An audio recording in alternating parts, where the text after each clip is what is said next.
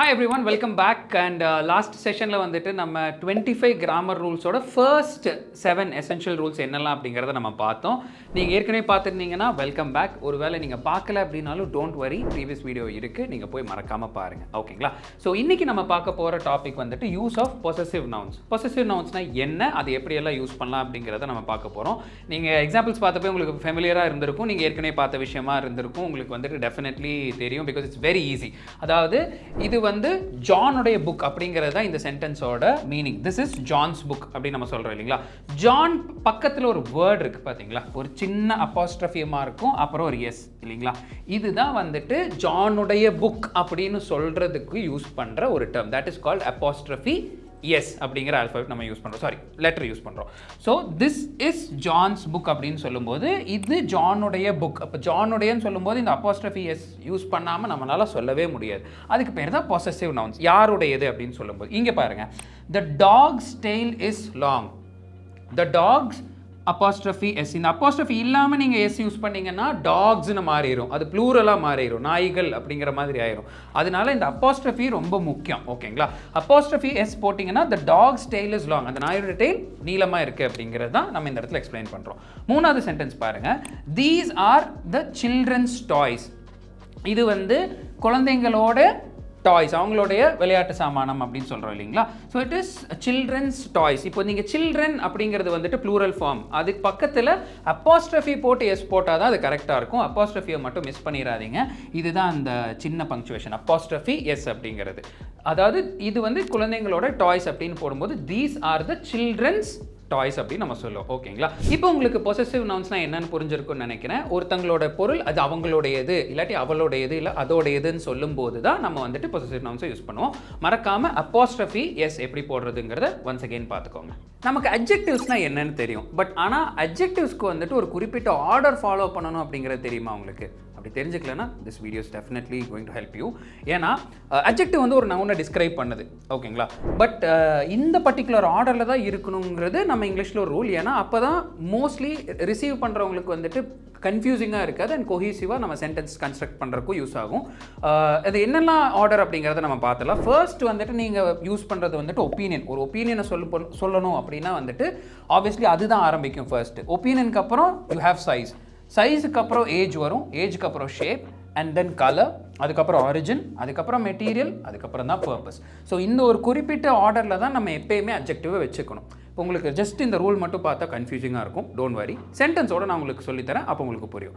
இப்போ first sentence பாருங்கள், அ round red பால். நம்ம ரெட் ரவுண்ட் பால்னு சொல்லலாம், பட் அது வந்துட்டு இட் வில் பி இன்கரெக்ட். ஏன்னா நம்ம ஆர்டர் ஃபாலோ பண்ணல.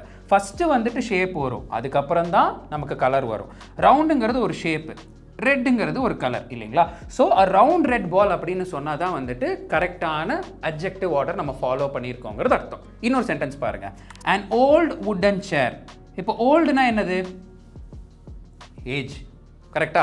ஓல்டுங்கிறது வந்துட்டு ஒரு ஏஜ், அதுக்கப்புறம் தான் நம்ம வந்துட்டு வுடன் சேர் அப்படின்னு நம்ம சொல்கிறோம். ஓகே. ஸோ இந்த இடத்துல வந்துட்டு மெட்டீரியல் வந்துட்டு பார்த்தீங்கன்னா இங்கே தான் வருது. ஏஜுக்கு அப்புறம் தான் நம்ம மெட்டீரியல் அப்படிங்கிற விஷயத்தையே சொல்கிறோம். ஸோ அண்ட் ஓல்டு வுடன் சேர்ன்னு சொன்னால் தான் கரெக்டு, அண்ட் வுடன் சேர் ஓல்டுன்னு சொன்னால் அது தப்பு. ஏன்னா அது மீனிங்கே வந்துட்டு ப்ராப்பராக இருக்குது, சென்டென்ஸ் ஒரு மாதிரி ப்ரோக்கனாக இருக்கும். நெக்ஸ்ட் பார்த்தீங்கன்னா அ பியூட்டிஃபுல் ஸ்மால் ஹவுஸ். பியூட்டிஃபுல்னா என்னது? அது என்னுடைய ஒப்பீனியன் இல்லைங்களா. ஸோ ஒப்பீனியன் தான் ஃபஸ்ட்டு வருது. பியூட்டிஃபுல் இல்லாட்டி பேட் இல்லாட்டி இதெல்லாமே நான் சொல்லும்போது என்னுடைய ஒப்பீனியன் தான் நான் சொல்கிறேன் இல்லைங்களா. அ பியூட்டிஃபுல் ஸ்மால் ஹவுஸ். அப்போ இந்த இடத்துல பாருங்கள், ஸ்மால் அப்படிங்கும்போது வந்துட்டு அந்த சைஸ், ஸோ ஒப்பீனியனுக்கு அப்புறம் தான் உங்களுக்கு வந்துட்டு சைஸ் வருது. Alright. So a beautiful small chair அப்படின்னு அ பியூட்டிஃபுல் ஸ்மால் ஹவுஸ்ன்னு சொன்னால் தான் அது கரெக்டான ஆர்டர் நம்ம ஃபாலோ பண்ணியிருக்கோம் அப்படிங்கிறது அர்த்தம். ஆல்ரைட்.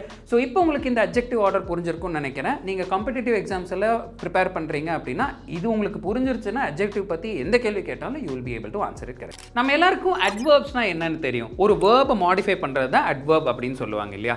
பட் அது மட்டுமே கிடையாது. அது வந்துட்டு வேர்பை மட்டும் இல்லாமல் அட்ஜெக்டிவ்ஸ் அண்ட் மிச்சம் இருக்கிற அட்வர்ப்ஸ், அதர் அட்வர்ப்ஸ், இதை ரெண்டையுமே வந்து மாடிஃபை பண்ணும். இது வந்துட்டு உங்களுக்கு கேட்கும்போது எப்படிரா அது எப்படி நடக்கும் அப்படிங்கிற ஒரு கன்ஃபியூஷன் இருக்கும். Don't worry, I will help you with some examples. இப்போ ஃபர்ஸ்ட் சென்டென்ஸ் பாருங்கள், she speaks softly. அவங்க வந்து ரொம்ப சாஃப்டாக பேசுவாங்க அப்படின்னு சொல்கிறோம் இல்லைங்களா. she speaks softly. அப்போது அந்த ஸ்பீக்ஸுங்கிறது வந்துட்டு ஒரு செயல், தட்ஸ் அ வேர்ப். அதை மாடிஃபை பண்ணுறது தான் சாஃப்ட்லி. எப்படி பேசுவாங்க? சாஃப்டாக பேசுவாங்க, தட் இஸ் அட்வர்ப். இப்போ இந்த இடத்துல பாருங்கள், they arrived ஏர்லி, அவங்க சீக்கிரம் வந்துட்டாங்கன்னு சொல்லும்போது அந்த சீக்கிரம் அப்படிங்கிறது வந்துட்டு இன்னொரு adverb. இப்போ இந்த சென்டென்ஸ் ரொம்ப இன்ட்ரெஸ்டிங்காக இருக்கும் பாருங்க. He is very tired. Now this is one of the most best examples. இந்த இடத்துல டயர்டுங்கிறது ஒரு வேர்பா கிடையாது, அது ஒரு அட்ஜெக்டிவ். அந்த அட்ஜெக்டிவை வந்துட்டு மாடிஃபை பண்ணுது, வெரி டயர்ட், ரொம்ப டயர்டாக இருக்காங்க அப்படின்னு தான் நம்ம சொல்கிறோம் இல்லைங்களா. So this is again adverb modifying and adjective. இப்போ இந்த இடத்துல இதே வெரி வந்துட்டு இங்கே போட்டாலும் ரொம்ப இன்ட்ரெஸ்டிங்காக இருக்கும். that's the most fascinating part about adverbs.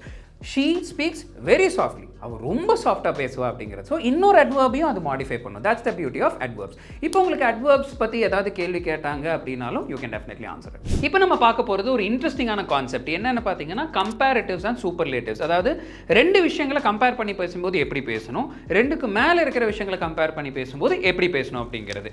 ஓகேங்களா. கம்பேரிங் டூ திங்ஸ் தான் வந்துட்டு கம்பேரிட்டிவ்ஸ் அப்படிங்கிற ஒரு செக்மெண்ட்டில் வரும். அதாவது ரெண்டு விஷயங்களை நீங்கள் கம்பேர் பண்ணி பேசும்போது it is called as comparatives. அது எப்படி பண்ணணும் அப்படின்னு பார்த்தீங்கன்னா ER அப்படிங்கிற ஒரு விஷயமும் அதே மாதிரி மோர் அப்படிங்கிற விஷயமும் நம்ம யூஸ் பண்ணாதான் அது கம்பேரிட்டிவ்ஸ் அப்படிங்கிற செக்மெண்ட்லேயே வரும். எப்படிங்கிறத நான் உங்களுக்கு சொல்லித்தரேன்.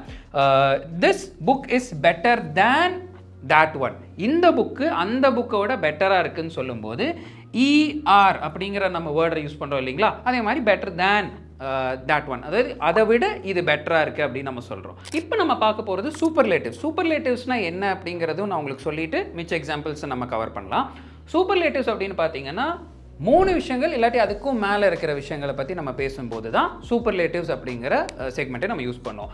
இதில் எப்படி ER அண்ட் மோர் நம்ம யூஸ் பண்ணுறோம், அதே மாதிரி ஒரு வேர்டு எண்ட் பண்ணும்போது EST அப்படிங்கிற இது லெட்டர்ஸ் யூஸ் பண்ணி, அதே மாதிரி மோஸ்ட் அப்படிங்கிற வேர்டை யூஸ் பண்ணும்போது தான் நமக்கு வந்து சூப்பர்லேட்டிவ் சென்டென்சஸே சொல்ல முடியும். For example, she is the tallest in the class. இந்த இடத்துல பாருங்கள், டாலர்னு நான் எழுதலை. டாலர்னா ஒருத்தங்களை நான் கம்பேர் பண்ணி எழுதும்போது தான் டாலர்னு எழுதுவேன்.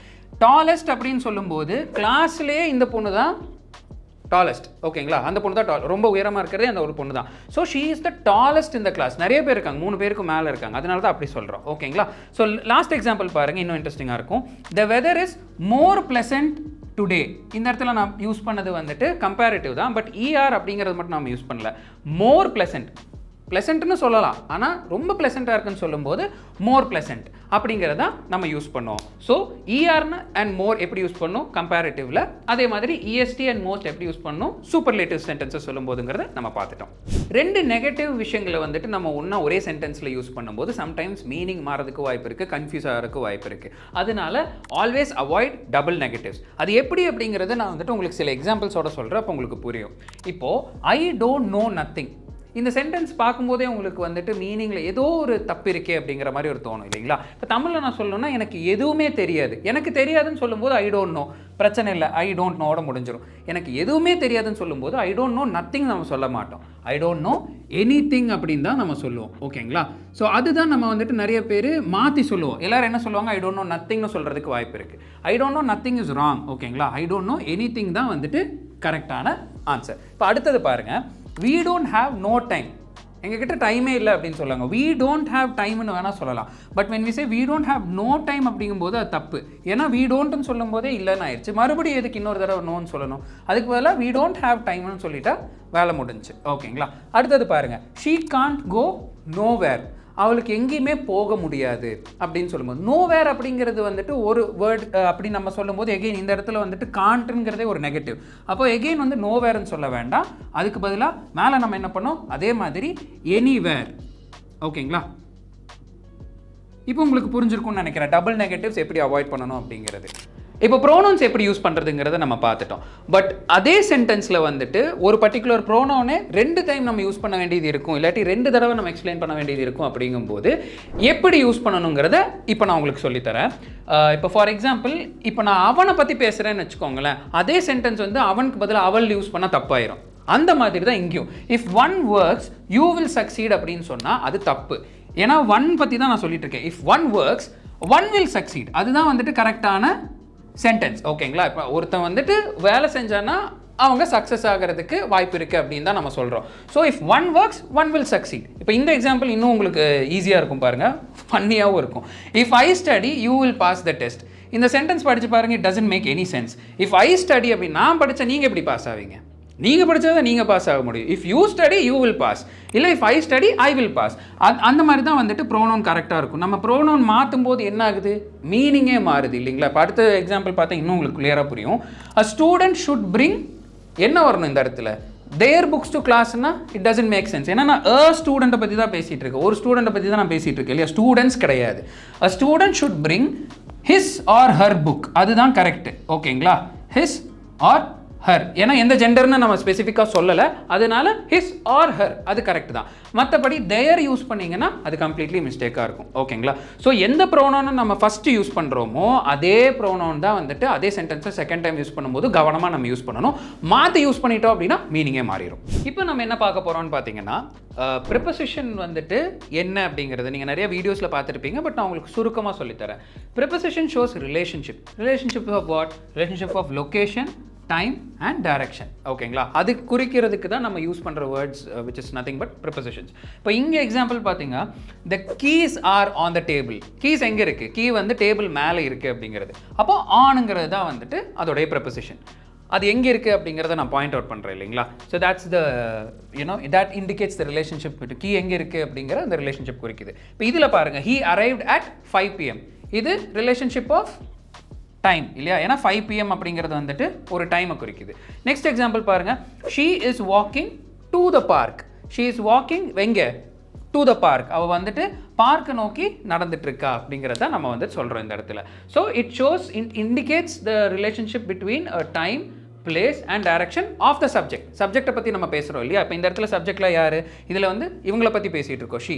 அப்போ அது வந்துட்டு சப்ஜெக்ட். இங்கே வந்துட்டு he is the subject and here keys, அதை பற்றி தான் நம்ம பேசிகிட்டு இருக்கோம். ஸோ அதோடைய ரிலேஷன்ஷிப் எங்கே இருக்குது, டேபிள் மேலே இருக்கா, கீழே இருக்கா. இப்போ அண்டர்னா அது வேறு, பிஹைண்ட்னா வேறு, அதெல்லாம் தான் வந்துட்டு different types of prepositions. So இந்த மாதிரி வீடியோஸ்லேயே நீங்கள் வந்துட்டு நிறைய கற்றுக்கும் போது ஒரு பர்சனலைஸ்டு ட்ரெயினரோட அசிஸ்டன்ஸ் இருக்கும்போது கைடட் லேர்னிங் ரொம்பவே யூஸ்ஃபுல்லாக இருக்கும். ஸோ இதே மாதிரி இன்ஃபேக்ட் இதை விட 10 times 15 times 50 times பெட்டராக வந்துட்டு ட்ரெயினர்ஸ் உங்களுக்கு டெஃபினட்டாக சொல்லி தருவாங்க. So feel free to join our classes. So நம்ம கோர்ஸ் எப்படி ஜாயின் பண்ணலாம் அப்படிங்கிற டவுட்டும் இருக்கும், என்னெல்லாம் பெனிஃபிட்ஸ் இருக்கும் நான் ஏற்கனவே சொல்லிட்டேன்.